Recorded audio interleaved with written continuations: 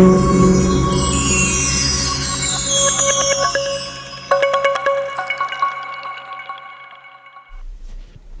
दोस्तों, परीक्षा group YouTube channel में आप सभी का बहुत बहुत स्वागत है, हार्दिक अभिनंदन है।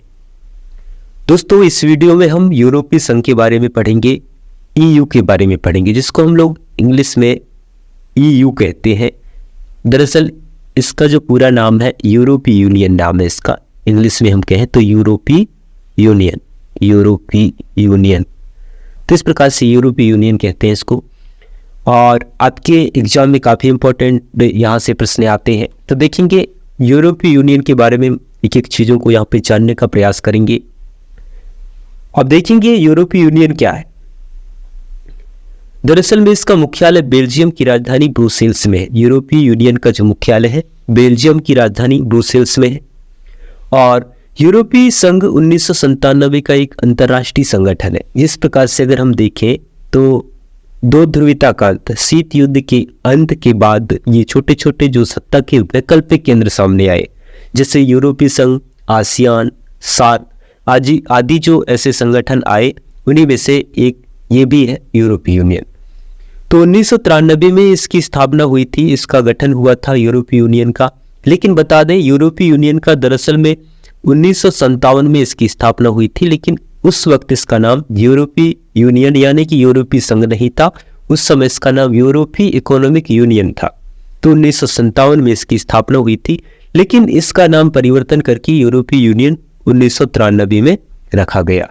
तब से ये यूरोपीय यूनियन कहा जाता है, और उस समय इसका इतना विस्तार नहीं हुआ था 1957 में। तो दोस्तों, जो यूरोपीय देशों से बना है यूरोपीय यूनियन, यूरोपीय देशों से बना है और 28 देश इसमें शामिल है। कितने देश शामिल हैं यहाँ पे? 28 देश शामिल है। यूरोपीय यूनियन 28 देश शामिल है। तो ये 28 देश maastricht की जो संधि हुई थी, maastricht की संधि हुई थी 1993 में, और इसमें 28 देशों ने भाग लिया था। maastricht जो नीदरलैंड में है, यहाँ पे एक संधि हुई थी। इसके माध्यम से, संधि के माध्यम से यहाँ पे सारे जो 28 देश हैं वो इस संधि पर हस्ताक्षर किए। इसके बाद यहाँ पे यूरोपीय यूनियन का गठन माना जाता है। दोस्तों, यहाँ अगर देखें हम इसके बारे में आगे, तो यूरोपीय यूनियन के जो कुछ महत्वपूर्ण संस्थाएं हैं यहाँ पे हैं। उनका नाम यूरोपीय संघ के जो महत्वपूर्ण संस्था है वो है यूरोपीय संघ की परिषद है, यूरोपीय संसद भी है, यूरोपीय आयोग है, लेखा परीक्षक, यूरोपीय न्यायालय है। इसके अलावा यूरोपीय संघ न्यायालय है और यूरोपीय सेंट्रल बैंक है। तो इस प्रकार से इसके संस्थान है, इसके अंग है। जिस प्रकार से हम अगर देखें तो यूएनओ का जो यूनाइटेड नेशंस ऑफ ऑर्गेनाइजेशन, जो संयुक्त राष्ट्र संघ कहते हैं, इसके भी 6 अंग हैं। उसी प्रकार से इसके कुछ महत्वपूर्ण संस्थाएं हैं, महत्वपूर्ण अंग है यूरोपीय यूनियन के। तो दोस्तों, आगे देखते हैं हम लोग इसके बारे में और कुछ, जैसे कि आगे यहाँ पे इसका उद्देश्य देखें, इसका मकसद क्या है यूरोपीय यूनियन का। तो सदस्य देशों का सतत विकास, यानी कि जो सदस्य देश हैं, 28 सदस्य देश हैं, इनका निरंतर विकास के लिए इसको गठित किया गया है, ताकि यहाँ पे सामाजिक विकास को लेकर, सांस्कृतिक विकास, यहाँ पे राजनीतिक विकास, सारी चीज़ों की प्रगति के लिए इसको स्थापित किया गया है। संतुलित आर्थिक वृद्धि और मूल्य स्थिरता, यानी कि जिस प्रकार से देशों का संतुलित जो अर्थव्यवस्था है वो अच्छी रहे, संतुलित रहे और मूल्य स्थिरता बनी रहे। पूर्ण रोजगार और सामाजिक प्रगति, वहाँ पे जो जितने भी जो देश हैं, 28 देश हैं, इन सभी 28 देशों के नागरिकों को पूरी तरह से रोजगार उपलब्ध हो, उनकी जो जीविका उपार्जन के लिए स्वरोजगार उपलब्ध हो, और इस प्रकार से समाज का जो प्रगति है वो निरंतर बढ़ता रहे।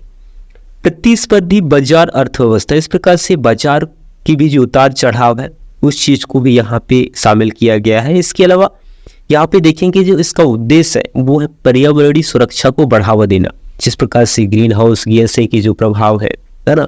इसके अलावा कहना चाहिए तो कई प्रकार की ऐसे आपके वायुमंडल से संबंधित कई ऐसे बड़े बड़े जो सम्मेलन है, संधियाँ हैं, वो सारी चीज़ों का इनका जो कहना चाहिए तो उद्देश्य है, उन सभी पर ये काबू पाने के लिए। दोस्तों, आगे देखते हैं हम इसके और कुछ महत्वपूर्ण फैक्ट के बारे में। तो जिस प्रकार से हम देखेंगे यूरोपीय संघ में वर्तमान में 28 की जगह 27 ही देश है। कितने देश हैं? 27 है। 2020 में यूके यानी कि यूनाइटेड किंगडम, जिसको हम लोग ब्रिटेन कहते हैं, उसको 2020 में यहाँ से अलग कर दिया गया है। तब से यहाँ पे 27 देश शामिल हैं।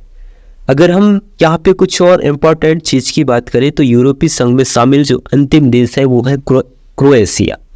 क्रोएशिया एक अंतिम सदस्यता इसमें ग्रहण की है, जो 2013 में यूरोपीय संघ का सदस्य बना है। और माना जाता है कि यहाँ पे इसका जो मुख्यालय है ब्रुसेल्स के अलावा लग्जमबर्ग में भी इसका जो कार्यालय है। यूरोपीय संघ में देखा गया है 3 संशोधन हो चुके हैं, 3 बार इसमें जो बदलाव है वो किए जा चुके हैं, 3 बार इसमें बदलाव यानी कि सुधार किए जा चुके हैं। तो एम्स्टर्ड संधि 1997 ये एक पहली है। दूसरी है द नाइट ट्रीटी 2001 में, और लिस्बन संधि है आपका 2007 में। तो इस प्रकार से 3 यहाँ पे आपके यूरोपीय संघ में बदलाव यानी कि संशोधन हो चुके हैं। तो आगे देखते हैं कुछ और इम्पोर्टेंट चीज़ इसके बारे में। जैसे कि अगर हम देखें तो यहाँ यूरोपीय संघ में 24 भाषाओं को मान्यता प्रदान की गई है, 24 भाषाओं को आधिकारिक रूप से मान्यता दी गई है। और यहाँ पे देखेंगे तो 19 देश ऐसे देश हैं जहाँ पे यूरो जो मुद्रा है वहाँ का यूरो का प्रचलन है 19 देशों में। 19 के अलावा जो जितने बाकी बचे हुए देशों में वो अलग अलग अपनी मुद्रा का प्रयोग करते हैं। दोस्तों आगे देखेंगे हम यहाँ पे कुछ महत्वपूर्ण जो यूरोपीय संघ के देश है उनके नाम जानेंगे। जैसे कि यहाँ पे देखेंगे आप लोग, यहाँ पे देखेंगे Austria, Belgium, Bulgaria, Croatia, Cyprus गणराज्य, चेक गणराज्य, Denmark, Finland, France, Greece, Hungary, Germany, Ireland, Italy, Latvia, Lithuania, Luxembourg, Malta, Netherland, Poland, Romania, Slovakia, Spain और स्वीडन। तो इस प्रकार से ये कुछ देश हैं आपके यूरोपीय यूनियन के जो 28 देश हैं, जिनमें से 27 देश अभी वर्तमान में है। तो दोस्तों ये छोटा सा प्रयास था मेरा यूरोपीय संघ से संबंधित। और अगर वीडियो आपको पसंद आए तो वीडियो को लाइक कीजिए, चैनल को सब्सक्राइब कीजिए। मिलता हूँ मैं अगली वीडियो में, तब तक के लिए जय हिंद।